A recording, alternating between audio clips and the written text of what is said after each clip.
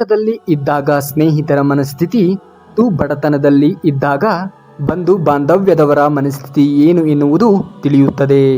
ನೋಡುವುದಕ್ಕೆ ಎಲ್ಲರೂ ಕೂಡ ಬಹಳ ಅಭಿಮಾನವನ್ನ ತೋರಿಸುವರೇ, ಆದರೆ ಕಷ್ಟದಲ್ಲಿದ್ದಾಗ ಸಹಾಯ ಮಾಡುವರೇ ನಿಜವಾದ ಸ್ನೇಹಿತರು ಮತ್ತು ಬಂಧುಗಳು. ಸಿಗುವಂತಹ ಮೊದಲ ಯಶಸ್ಸಿನಿಂದಲೇ ಮರೆಯಬೇಡಿ. ಯಶಸ್ಸು ಎನ್ನುವುದು ಮೊದಲ ಹೆಜ್ಜೆ ಮಾತ್ರವೇ, ಇನ್ನು ಗಮ್ಯ ಎನ್ನುವುದು ಬಹಳ ದೂರವಿದೆ, ಸಾಧಿಸುವುದು ಕೂಡ ಬಹಳ ಇದೆ.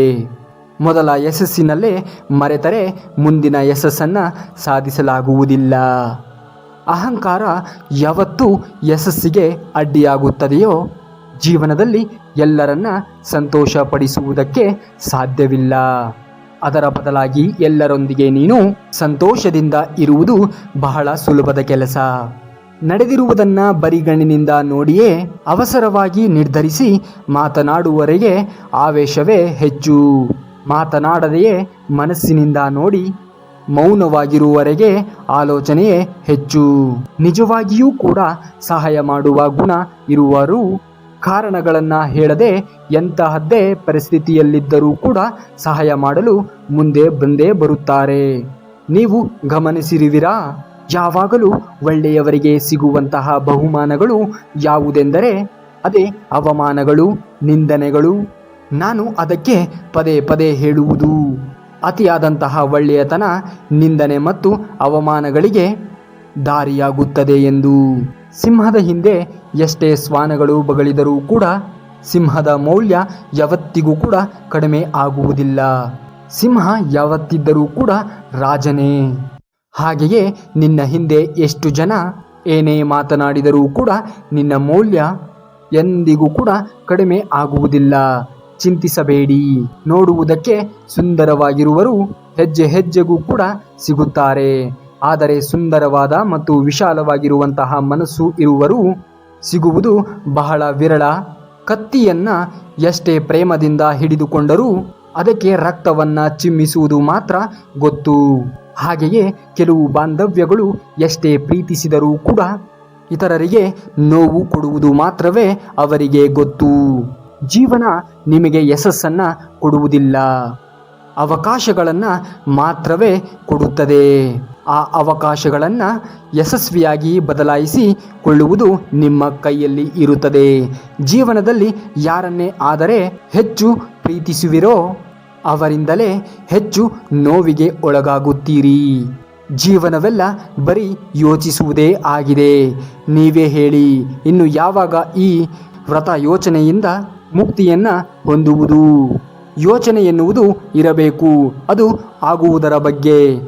ಮುಂದಿನ ಜೀವನ ರೂಪಿಸಿಕೊಳ್ಳುವುದರ ಕುರಿತು. ಬರೀ ಗತದ ಬಗ್ಗೆ ಯೋಚಿಸುತ್ತಾ ಕುಳಿತರೆ ಜೀವನ ಎನ್ನುವುದು ಮುಂದೆ ಸಾಗುವುದಿಲ್ಲ. ನಿಂತ ನೀರಿನ ಹಾಗೆ ಅಲ್ಲೇ ಇದ್ದು ಬಿಡುತ್ತದೆ. ಜೀವನ ಹರಿಯುವ ನೀರಿನ ಹಾಗೆ ಹೊಸತನ ಎನ್ನುವುದು ಇರಬೇಕು.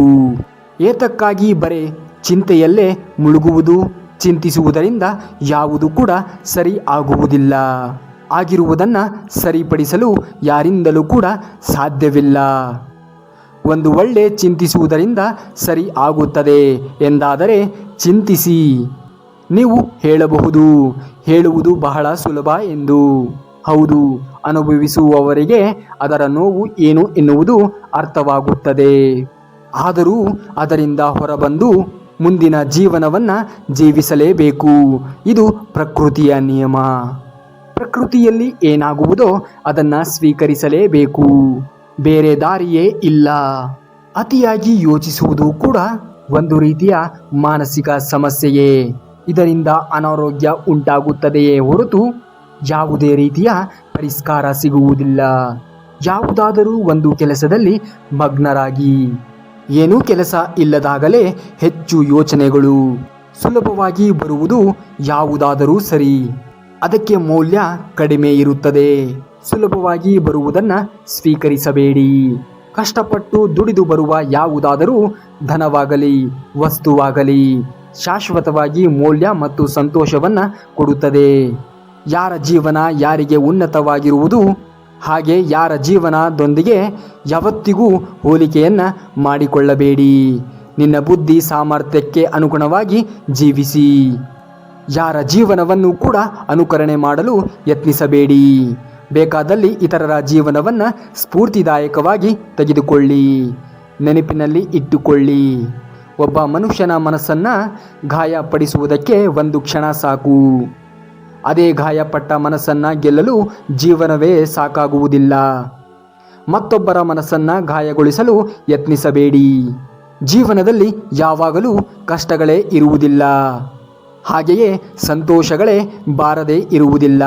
ಇರುವ ಕಷ್ಟಗಳನ್ನು ಸಹನೆಯಿಂದ ಮತ್ತು ಧೈರ್ಯದಿಂದ ಎದುರಿಸುವುದನ್ನು ಕಲಿತುಕೊಳ್ಳಿ. ಸುಮ್ಮನೆ ದುಡುಕಿ ಅವಸರದಲ್ಲಿ ನಿರ್ಣಯಗಳನ್ನು ತೆಗೆದುಕೊಳ್ಳಬೇಡಿ. ಹೆಚ್ಚು ಯೋಚಿಸಿದರೆ ಮನಸ್ಸು ಆವೇಶದಲ್ಲಿ ಆಘಾತಕಾರಿ ನಿರ್ಣಯಗಳನ್ನು ತೆಗೆದುಕೊಳ್ಳುತ್ತದೆ.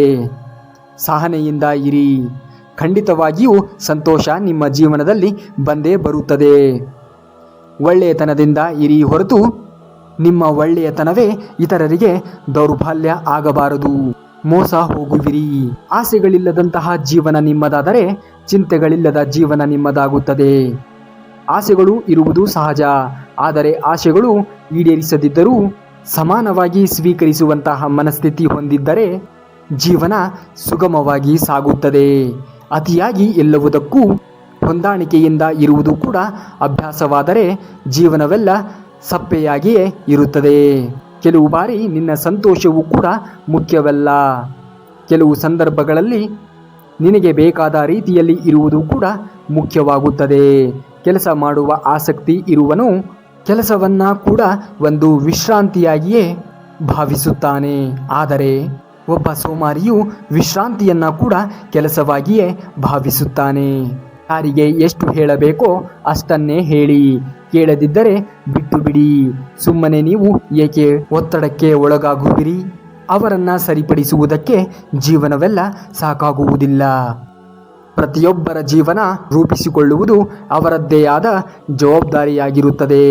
ಕೇವಲ ನೀವು ಒಳ್ಳೆಯ ಮಾರ್ಗಗಳನ್ನು ಸೂಚಿಸಬಹುದು. ಆ ಮಾರ್ಗಗಳಲ್ಲಿ ಹೋಗುವುದು ಅವರಿಗೆ ಬಿಟ್ಟಿದ್ದು. ಹೇಗಾದರೂ ಜೀವಿಸಲಿ, ಎಷ್ಟು ಅಂತ ಕೇಳುವುದು. ಕೇಳದೆ ಇರುವವರೆಗೆ ಹೇಳಿ ಅರ್ಥವಿಲ್ಲ. ಒಂದು ಬಾರಿ ಪೆಟ್ಟು ಬಿದ್ದರೆ ಆಗ ಅವರಿಗೆ ಅರ್ಥವಾಗುತ್ತದೆ. ಬಾಂಧವ್ಯಕ್ಕೆ ಬೆಲೆ ಕೊಡುವರು ಅರ್ಥ ಮಾಡಿಕೊಳ್ಳಲು ಯತ್ನಿಸುತ್ತಾರೆ. ಅದೇ ಬಾಂಧವ್ಯವನ್ನು ಬಿಡಿಸಿಕೊಳ್ಳಬೇಕು ಎಂದವರು ಬೇಡದೇ ಇರುವಂತಹ ಸಮಸ್ಯೆಗಳನ್ನು ಸೃಷ್ಟಿಸುವರು. ನೀವು ಇತರರಿಗೆ ಇಷ್ಟ ಆಗಬೇಕು ಎಂದೇನಲ್ಲ. ಇತರರಿಗೆ ಇಷ್ಟವಾಗಲು ನೀವು ಪ್ರಯತ್ನಿಸಲು ಕೂಡ ಬೇಡಿ. ಇದರಿಂದ ಯಾವುದೇ ರೀತಿಯ ನಷ್ಟವಿಲ್ಲ. ನಿಮ್ಮ ವ್ಯಕ್ತಿತ್ವವನ್ನು ಬದಿಗಿಟ್ಟು ಬದುಕುವಂತಹ ಅವಶ್ಯಕತೆ ಇಲ್ಲ. ಇಷ್ಟ ಎನ್ನುವುದು ಸಹಜವಾಗಿಯೇ ಉಂಟಾಗುತ್ತದೆ. ಇತರರಿಗೆ ನಿನ್ನಲ್ಲಿ ಯಾವುದು ಇಷ್ಟ ಆಗಿದೆಯೋ ಅದು ನಾಳೆ ಇಷ್ಟ ಆಗದೇ ಇರಬಹುದು. ಪ್ರಯತ್ನಿಸುವವರು ಶ್ರೇಷ್ಠ ವ್ಯಕ್ತಿಗಳಾಗಿರುತ್ತಾರೆ. ಧೈರ್ಯದಿಂದ ಇರಿ, ಶಾಂತಿಯಿಂದ ಇರಿ, ಸಮಾಧಾನದಿಂದ ಇರಿ. ಎಲ್ಲವೂ ಕೂಡ ಖಂಡಿತವಾಗಿಯೂ ಒಳ್ಳೆಯದೇ ಆಗುತ್ತದೆ. ಇದೇ ರೀತಿಯಾಗಿರುವಂತಹ ಇನ್ನಷ್ಟು ಮಾಹಿತಿಗಳಿಗಾಗಿ ನಮ್ಮ ಚಾನಲ್ನ ಸಬ್ಸ್ಕ್ರೈಬ್ ಮಾಡ್ಕೊಳ್ಳಿ ಅಂತೇಳಿ ಹೇಳ್ತಾ ಈ ವಿಡಿಯೋಗೆ ಒಂದು ಲೈಕನ್ನು ಮಾಡಿ. ಮುಂದಿನ ವಿಡಿಯೋದಲ್ಲಿ ಸಿಗುವವರೆಗೂ ಧನ್ಯವಾದ. ಕರುನಾಡಿಗೆ.